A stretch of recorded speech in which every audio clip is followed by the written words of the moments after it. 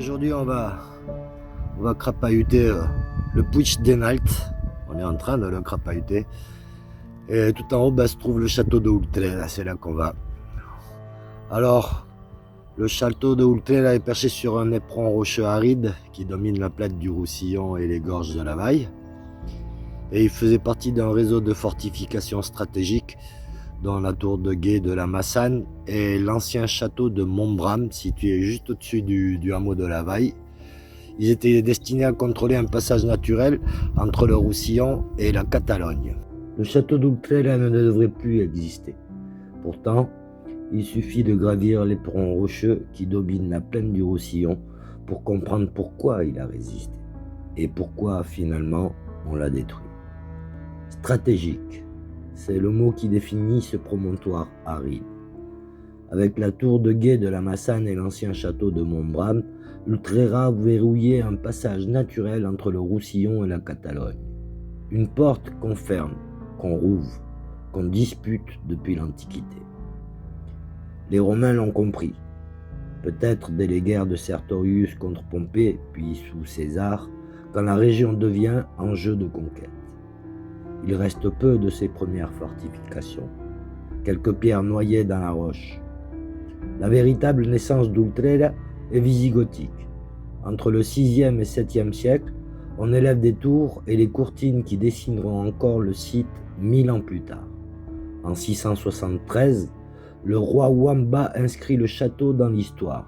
Sa prise d'Ultrera est la première mention écrite du lieu, un acte de guerre qui fait date. Au Moyen-Âge, Ultrera passe sous la seigneurie de Sorède. La forteresse se double d'une vocation religieuse. Vers l'an 1000, peut-être 1010, peut-être 1020, on bâtit une chapelle dédiée à la Vierge Marie. Elle devient lieu de pèlerinage, puis ermitage. La pierre militaire et la pierre sacrée cohabitent, se renforcent mutuellement. Les soldats protègent les moines sanctifient les armes. Mais les frontières ne pardonnent pas. En 1344, les Aragonais s'emparent du château. Commencent alors des siècles d'occupation, de siège, de reconquête. Entre le 15e et 16e siècle, la garnison finit par déserter.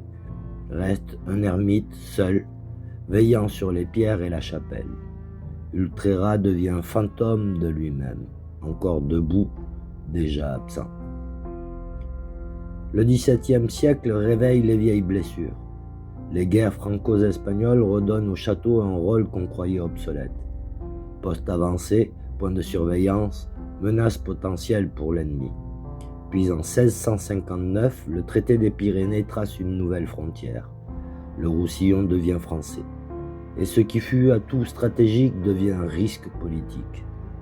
Le 7 novembre 1675, Jeanne de Villaplana, gouverneur du Roussillon, ordonne la destruction. Les mèches sont allumées. Ceux qui avaient résisté aux assauts ne résistent pas à la décision d'effacer les symboles de l'ancienne frontière. Les murailles s'écroulent, mais une forteresse meurt parfois 2 fois. Pourtant, le site refuse l'oubli. En dessous des ruines, on bâtit l'ermitage de Notre-Dame du Château.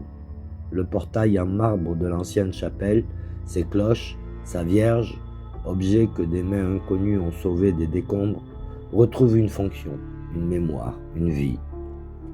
Classés aujourd'hui monuments historiques, ils incarnent cette étrange loi des lieux sacrés. Plus on les détruit, plus ils persistent autrement. Ultrera n'est plus une forteresse, il est devenu autre chose, ce que les ruines deviennent quand on cesse de les habiter pour commencer à les regarder. C'est une balade de 40 minutes si on part depuis Sorède, et franchement, une fois là-haut, c'est terriblement beau. Allez, ciao.